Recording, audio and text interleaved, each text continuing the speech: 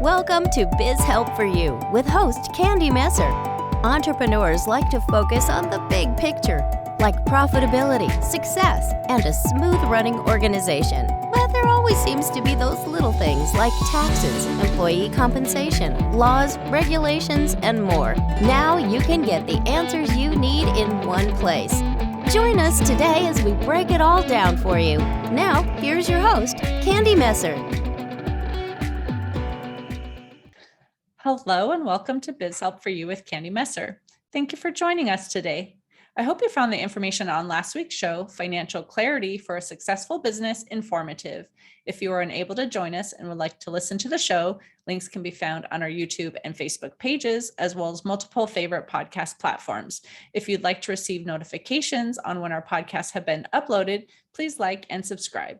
And if there are topics you find beneficial or questions you have, please feel free to reach out to me at media@abandp.com. Now let's learn a little bit about our guest today. Over a 40-year career, James worked in marketing and advertising at a high level. Since 2010, he has built his clients' businesses with digital marketing.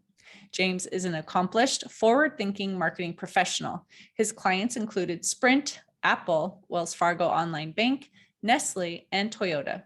They appreciate his practical, no-nonsense approach. He has the scars and many stories to share. His stories are always valuable and entertaining. His humor and infectious, good-natured approach to marketing are fun and practical, but he never loses track of what's important. Marketing done well creates value for customers as well as the business. So, James, welcome to the show. Hey, Candy, thank you very much. It's an absolute pleasure to be here. Well, I am looking forward to this discussion. I think it's a very timely topic. But before I get into the questions that I have for you, I would love for you to just tell us a little bit more about yourself and how did you even get involved with digital marketing? Well, I have a somewhat checkered past. I started in advertising many years ago. The gray hair is well earned, as an account executive in a New York-based ad agency. And that I got my grounding in consumer packaged goods and sophisticated marketing back in the day when they actually took time to train people. And then I was given the opportunity to be transferred to South America. Oh, wow. So I went to Venezuela and I worked with Pillsbury in South America. We launched Green Giant canned vegetables in Latin America. Did that for 3 years. And I was traveling a great deal. South America is a very big place. And my newlywed wife informed me that if we wanted to have a family, it couldn't be done by fax. So I made some noises and rattled some cages and whatnot, and we got transferred to Europe. Mm. And in Europe, I discovered database marketing and got involved in that area. We worked with Rover Cars in Europe and built a pan-European database marketing system. And I wasn't traveling a great deal, and the red wine was awesome. And we had 2 children in 17 months. So we got the facts sorted out. And then I got transferred to the head office in Chicago.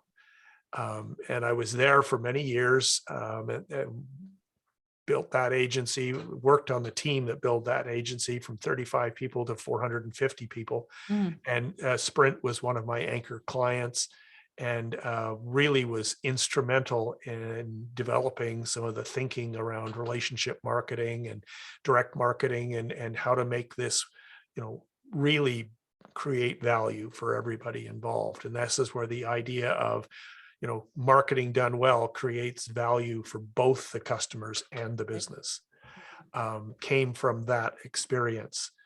And then I got recruited to be president of an agency in San Francisco, a job I'd aspired to for my entire career. Once I got the job, I discovered I hated it, but far too much time in admin and not nearly enough time doing the things I really loved, which was helping my clients succeed. And then that's where I got involved in digital marketing. We transitioned this traditional direct marketing agency into a digital agency. And that's where we got the opportunity to work on Wells Fargo Online Bank. And we worked on the team that launched the original Apple iPod and Nestle and a number of other very successful clients. And that was my start in digital marketing. And then at one point, I was at a stage in my life and I decided I needed to think about a new plan. So I bought a vendor. And that's how I became a small business owner. This was ostensibly supposed to be my semi-retirement. My wife likes to tease me about, okay, and I'm still married to the same woman after all these years in all those countries and all those continents. Nice. What part of working from 8 a.m. till 6 p.m. is semi-retired, but right. Small business ownership that's what it is.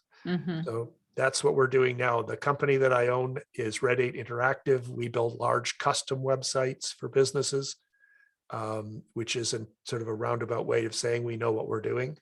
And then a few years ago, we developed a product for smaller businesses because we found that most small businesses couldn't afford to work with us. But when we saw the awful job that had been done for them by, fly-by-night web dev and, their second cousin Vinny and whatnot, building their website for them, they really should have been working with us. So we built this product called Innately, which I'll talk about more at the end.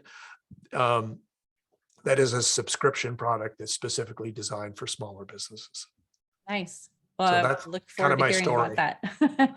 I enjoyed hearing that. So getting into the topic then, my first question for you really is, what are the digital marketing pillars? Well, the digital marketing pillars are basically, it starts with understanding your customer and really, especially your best customer. And that understanding, there's a commonly used phrase that people may have heard of, the customer avatar. And the avatar has 4 quadrants. There's the demographics. What are their physical characteristics? There's their attitudes or psychographics, is what do they think? What are their interests? What are their passions? Then there's what's their pain? What's the problem that they're dealing with? What's the problem they're trying to solve? And then there's what's the gain? What's the gain that they will receive from working with the product or service that the marketer is trying to sell? And that having that 4-section quadrant, that customer avatar clearly defined, is so vitally important. And there was another word I used, best customer.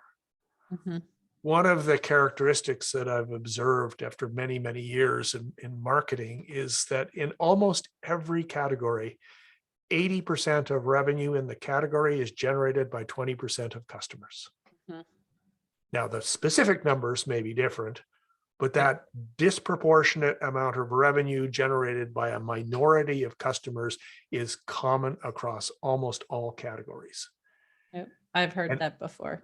And understanding who those best customers are is vitally important, because they're not going to be the same as the middle of the bell curve.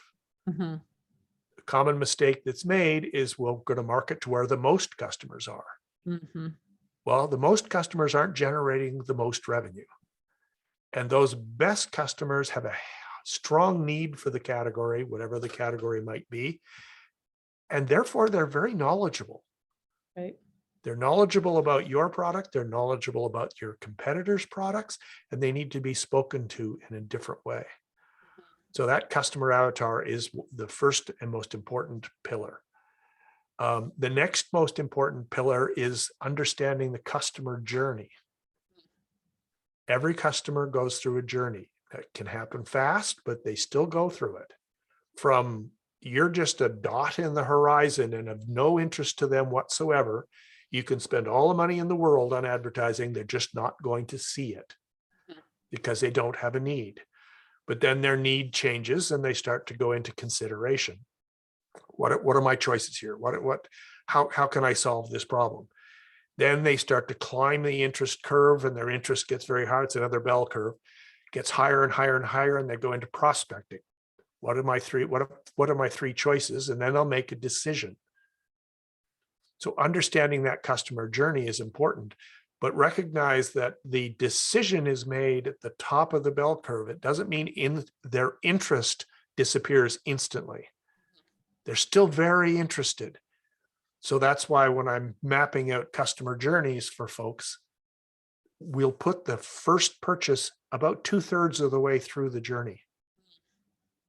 Because another very important fact is that the most important purchase is not the first purchase, it's the second.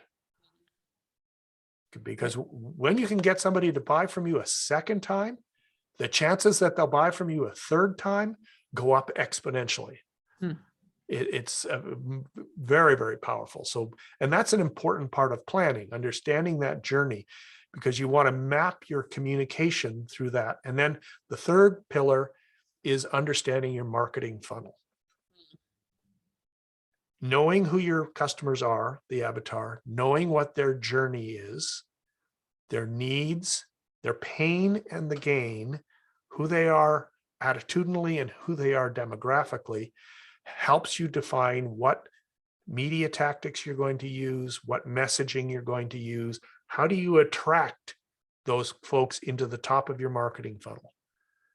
And how do you build the know, like, and trust factors in the mid funnel through what microtransactions of increasing value?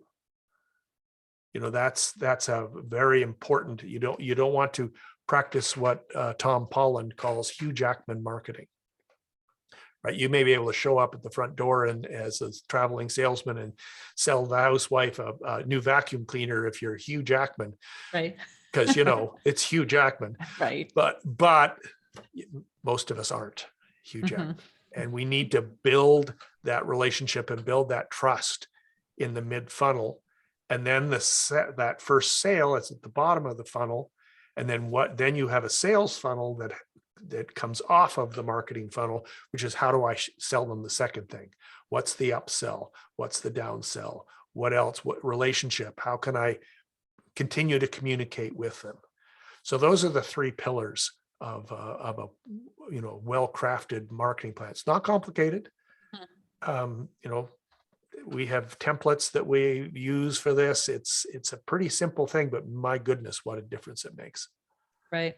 Well, it's definitely important to focus on these different aspects so you really can take the time to implement your marketing well, right? As entrepreneurs, we're so busy. We wear like lots of hats. We don't have time to really, put all of this together. So the more that you can be specific and put together the right, marketing for that avatar that's best for your business, the better. Right? Yes, exactly. Get the right message to the right person at the right time.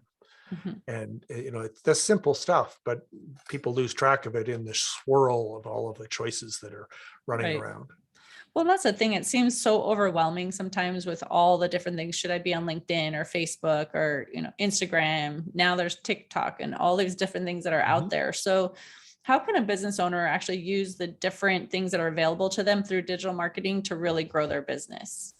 Well, like I said, with the three pillars, it starts with the customer. It doesn't really matter whether you like Facebook or not. If your customers are using Facebook, then that's where you should be. So you want to be thinking in terms of what I call outside in.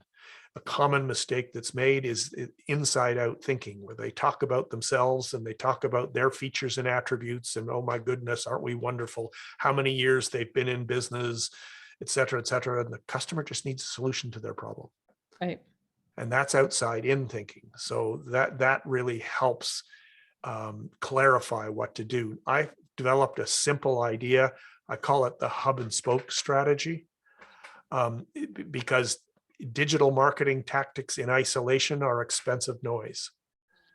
And, it gets confusing. There's so many choices. What am I supposed to do? And I hear people bleating in my ear about this and that, and my daughter says, and my neighbor says, and et cetera, et cetera.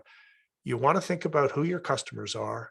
You want to think about what their journey is, and then you want to think about your marketing funnel.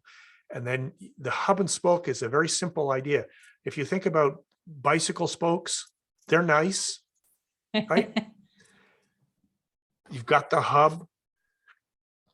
You've got a rim, So the analogy here is the rim is your content and messaging strategy. That's what you're saying, and where you're saying it is connected to the journey. The spokes are the various digital marketing tactics that you're using, and the hub is your website. Mhm. And when you connect the things together like that, suddenly making choices over which digital marketing tactics make is a lot easier to make.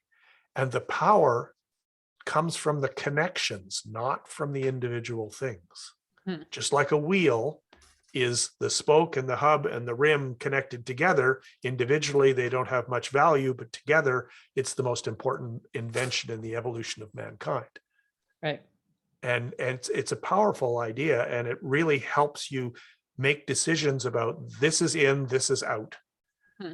Because this is something my audience is, I mean, I see this. People come to me and they're spending all this time and energy on Facebook, and their target audience is all over 40. Right. People over 40, they spend all this time and energy on Instagram Mhm. because they've been told that they need to be on Instagram, and their target audience is over 40. People over 40 are not on Instagram. Right. So, Yep. I mean, that's where that starts with the customer. And then, so which spokes are you choosing? What's your messaging strategy? And then is your website acting as the hub? Does it maximize the impact of and value creation for both customers and for the business? Right. So if someone wants to know where they should be posting the content, like you said, someone in a certain age group is probably not on Instagram as much as other things, but how would they know specifically for the clients that they want to target where they should be posting, and even what times maybe, like if Mhm. they should be doing it in the morning or at night, or, how do they even learn what they need to be doing in that area? I'm going to tell you a story. There's a very famous investment fund called the Magellan Fund, very successful for many, many years. And it was run by a gentleman named Peter Lynch. Mhm. And a business journalist was asking Peter Lynch one day, so what do you attribute your success to? What do you attribute your success with the Magellan Fund? And he was expecting a very complicated and detailed answer around analysis, et cetera, et cetera. And what Peter Lynch said was, water the flowers, prune the weeds. So the answer to your question is, let your customers tell you. If you're putting energy into Instagram and you're not getting engagement coming back, that's probably not where you should be putting energy. Don't water the weeds. Mm-hmm. If you're putting energy into Facebook and lots of people are interacting with what you're doing, put more energy into Facebook. Mm-hmm. Right. And it's not a whole lot more complex than that. And don't try to boil the ocean. Right. Right? Mm-hmm. Don't try to do Pretty everything. impossible. Pretty much. Mm-hmm. Pick a couple of things, do them well. Mm-hmm. Watch how your customers are interacting with them. Build on that knowledge. And the other thing that I would strongly recommend that everybody be paying a lot of attention to is email marketing. Mm. I know it's old and it's creaky, but it is still the most cost-effective digital channel that you've got. Mm. And if you think about the importance of building relationships with customers, email marketing is one of the most cost-effective ways to do that. Mm-hmm. Even if all they do is see the subject line and the preview text on a regular basis from you, you're still reminding them of their positive experience with them. So is email marketing considered one of those tactics in that you were talking about, where Yes. there's, multiple tactics, you've got the spoke and the wheel and everything. That's right. So that's Email the main marketing one. is a spoke, and it's a very important spoke, and you want to be generating content from the website and then pushing it out through the spokes. For example, Facebook is a spoke. Mm-hmm. Instagram is a spoke. LinkedIn is a spoke. You want to be pushing content out. But there's another interesting characteristic. I hear this from small business owners often. Oh, I don't need a website because I have a Facebook page. Right. Right? Mm-hmm. Facebook is rented land. Right. It could go away at any time. Right? They can change their rules at any Mm-hmm. time. And guess what? They do. Mm-hmm. You know, things like what happened with the iOS update with Facebook advertising and what an Right. impact that's had. You don't want to be building your business on rented land. Mm-hmm. The two digital assets that any business owner can own are the website and the email list. Hmm. Everything else is rented land. Hmm. So that's always where I tell people to start. And Right. then use the tactics to attract people into the top of the funnel. Use the website to build the relationship with customers, the know, like, and trust factor. And then, use email marketing to continue the relationship after the sale has happened. When you say that the website is the hub, right, is that just mainly just an about me page and things like that, telling about the company or the services? Or would you consider that also like a blog that they're sharing information on? Like when you're telling an entrepreneur that should be kind of the hub, what should they really be focusing on in terms of a website and what should be on there? Well, it depends on what their overall strategy is. It depends on who their audience is and what their products are. But Mhm. what you're striving to do is create relationship equity. Mhm. There are an awful lot of brands that are actually products with names. They're not really brands Hmm. because there's no equity there that goes beyond the transactional and functional benefits. Hmm. If it's just about transactional and functional benefits, you've got a label on a widget and that's awesome, but that's all it is. If you use the website to build valuable content that you can share with your customers to let them learn how to use the product better, learn about what other options they might have, learn how to do their business better, then you're starting to build value that goes beyond the functional and transactional benefits of the product and service you're selling. And that's how relationship equity is created, and that's competitive insulation. That means when they get the offer from the competitor, they're less likely to take it because, these folks have been taking good care of me. Right. So yes, that you let the needs of your customers drive what you're doing with the website. Okay. So on that note, then let's talk about some things that they might be doing wrong then in terms of on their website. What are the mistakes that entrepreneurs are making that they maybe aren't even aware of that they're making? That's a great question. We touched on this a little bit earlier in this conversation when I talked about outside in versus inside out. Mhm. The most common mistake I see made on websites is that it's inside out copy. It's all about them and it's not about the customer. Hmm. So just shifting that. Another common mistake about the website is not understanding what the primary objective of the website is. The knee-jerk reaction in most situations is conversion. Right. It's almost always wrong. Hmm. I'm not suggesting that conversion isn't part of the mix, but if you've got a low volume website, like you're generating hundreds of hits a week, not hundreds of thousands. I mean, we manage and host websites that generate over 1 million hits a month. And so that's a website where conversion makes sense because there's Right. all this organic traffic coming there. That's not the majority of small business owners. Mhm. So the better objective is what I call confirmation. Most of the people who are getting to the site are getting there because they've heard about the business, word of mouth, social media. They saw a post in social media that interests them, so they come to the website to see what's going on, the hub and the spoke. But when they get to the website, their primary interest is confirmation.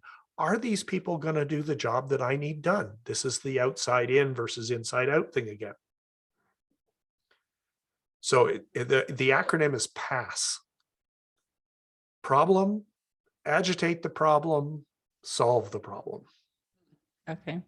And then give them a clear action that they should take. And that's a very simple, that every page of the website should be thinking about that structure. And then below that, still very important, is reasons to believe, social proof, businesses we've worked with. In professional services, it could be brands of major companies that they've worked with, their history. That's where a lot of these features and attributes become important, right? Because they're powerful reasons to believe. Why should I believe that you can deliver on this offer that you're making? Well, because of these things. But don't lead with that. Lead with, this is the problem that you have. This is why it's important that this problem gets solved right away. Problem, agitate the problem. And this is how we go about solving the problem. Right. Mm-hmm. So those are the common mistakes I see in small business websites.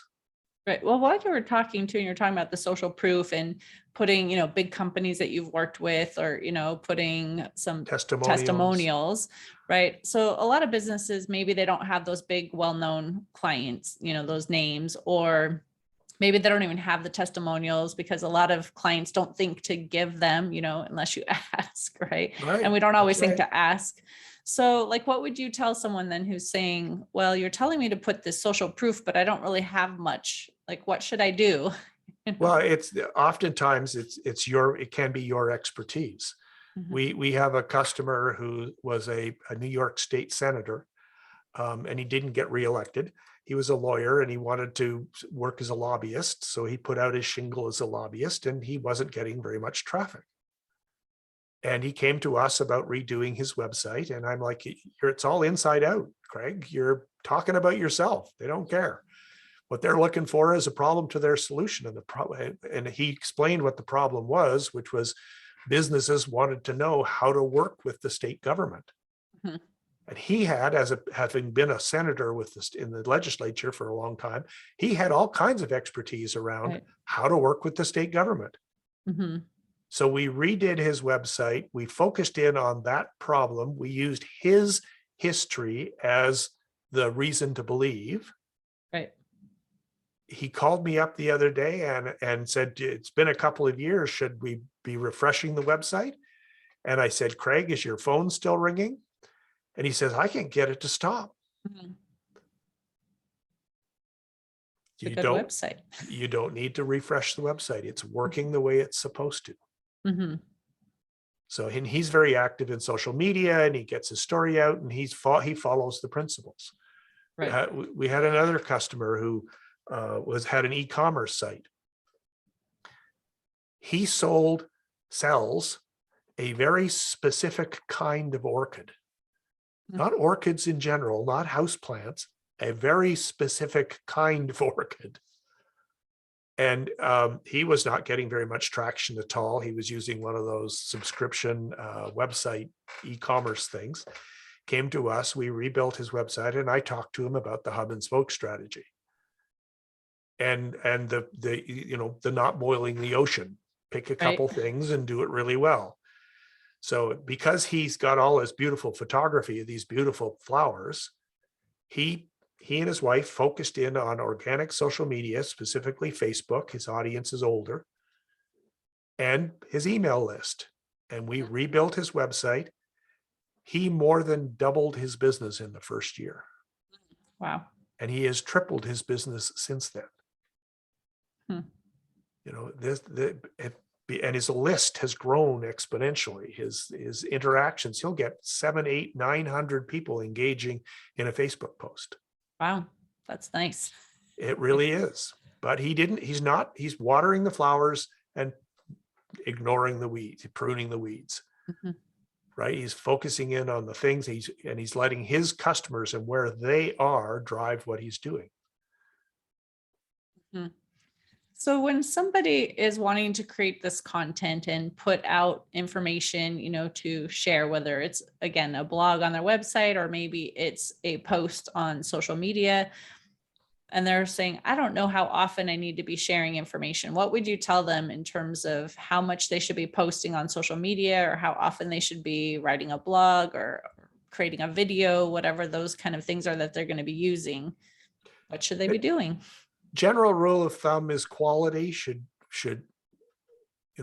rise above quantity. Mm-hmm. If you're doing valuable content on a regular basis, whether that's weekly or twice a week or 3 times a month, if the quality is there and it's the kind of thing your audience is going to engage in, you're probably fine. The other piece to keep in mind is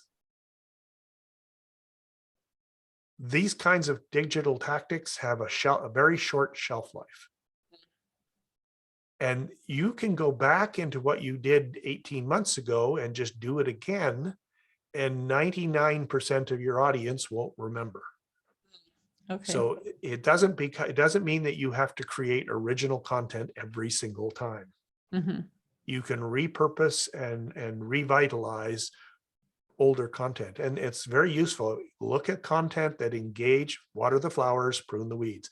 Look at content that generated strong engagement in the past. Do that again. Right. Do something similar.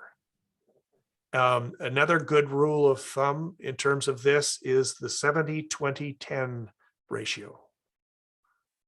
70% of your content, especially in social media, should be solely focused on creating value. 20% of your content should be curated content that you found elsewhere that you think your audience would value. Nothing to do with your business, but has something to do with the category or the segment, etc.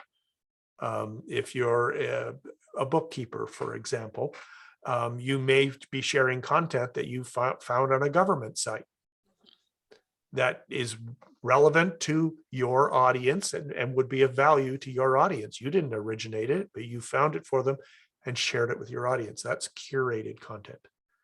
And then the last 10% is sales. New products that you're introducing, new features that you've created, exciting new things you've that sort of thing. So that's 70-20-10 ratio is a good sort of way to think about how much content you want to do and what kind of content it should be. How often you post, it's whatever you're comfortable with. But if you think you're doing it too frequently, you probably aren't, because people just don't see it. Right. Also, with organic social media, back to the rented land thing again, the organic social media folks they're trying to get you to pay for advertising. Right. So they're not sharing your content with the people who are following your page the way they used to. Mm-hmm. Right. So if somebody is, posting on social media and they're not getting much engagement at all, what would you say to them? Is it the content? Is it wrong platform? Is it just people aren't seeing it, like you said, because Facebook or Instagram isn't actually feeding it to viewers? Like, what could they do to maybe change that? Well, it's going to be some combination of those things, and there's no pat answer to a question like that. I mean, it's focus on the things that you're not getting much engagement, but that suggests you're getting some engagement. Look at where you are getting the engagement and try to analyze why is that happening, and then do more of that. And if when you do more of that, you continue to get more engagement, you want to keep down that path. Let the customers and the folks who are on the receiving end, outside in, let them tell you what's working. This isn't about you. This is about them and what they're interested in. You're smiling because it's so true, though. We've all heard that too. They don't necessarily even want to know what you sell until they know, kind of that what their problem is that you can solve the problem, that you care about the problem, right? It's Right. not just And here, people, I have product A. yes. But at the end of the day, people buy people. Mm-hmm. A really use of people, if you're looking for ways to create content, particularly in social media, I mean, some of the for our own business, some of the they get the most engagement and the most interest are when I announce new staff members or do a post around my project manager or, my VA, or, I mean, I will publicize them in our Right. social. That's got nothing to do with what we sell, Right. but people love it Mm-hmm. because it puts a face on the business and it shows that there's a team. It Mm-hmm. shows that there's depth there, and these are real people, and Right. it just makes it, people want to engage with people. So bring some personality to what it is. Have some fun with it. Don't take yourself too seriously. Right. Because at the end of the day, there will be times when stuff goes wrong, and your customers want to feel comfortable reaching out to you. Right? Mm-hmm. Right. And they probably judge your company too by how well you even react to that, right? If there is a problem or something happens, how did you handle it? Right. Yeah. Mhm.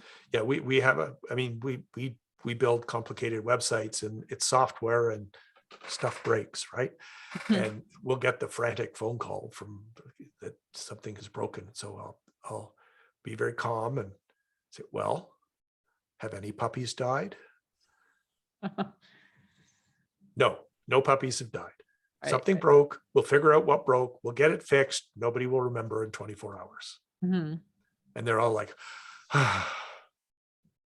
Right. Nobody's panicking. Right.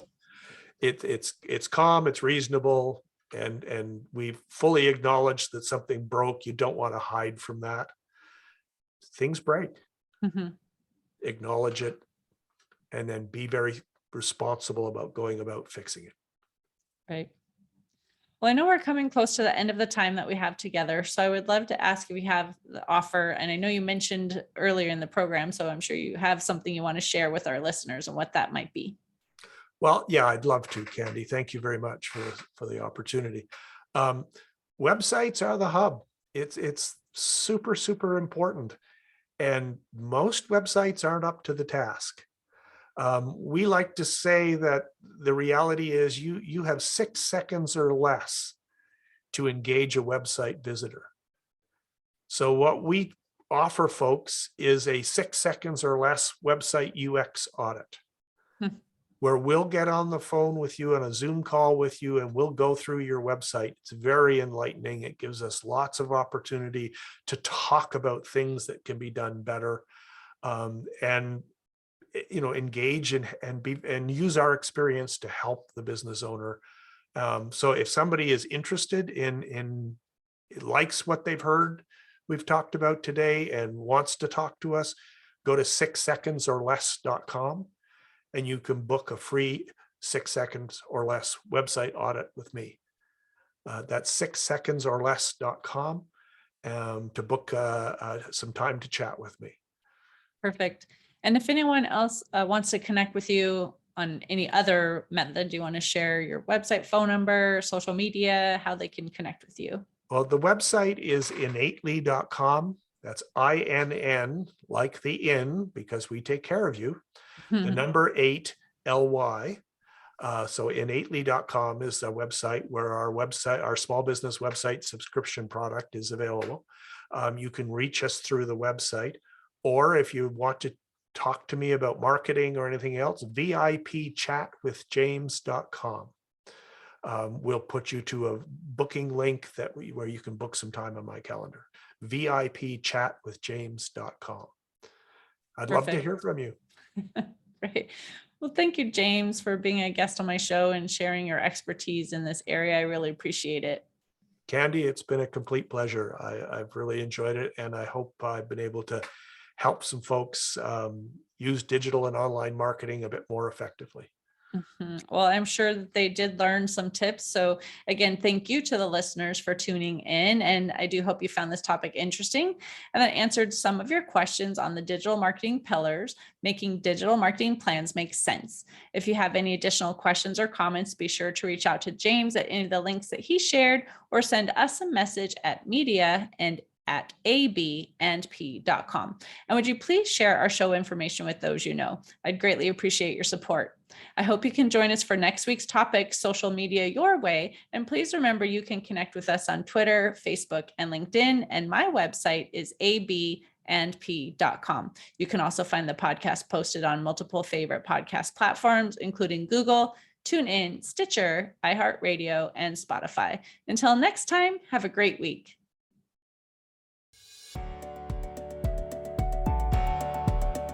Thank you for listening to Biz Help for You. Please join your host, Candy Messer, again next Tuesday. Have a terrific week.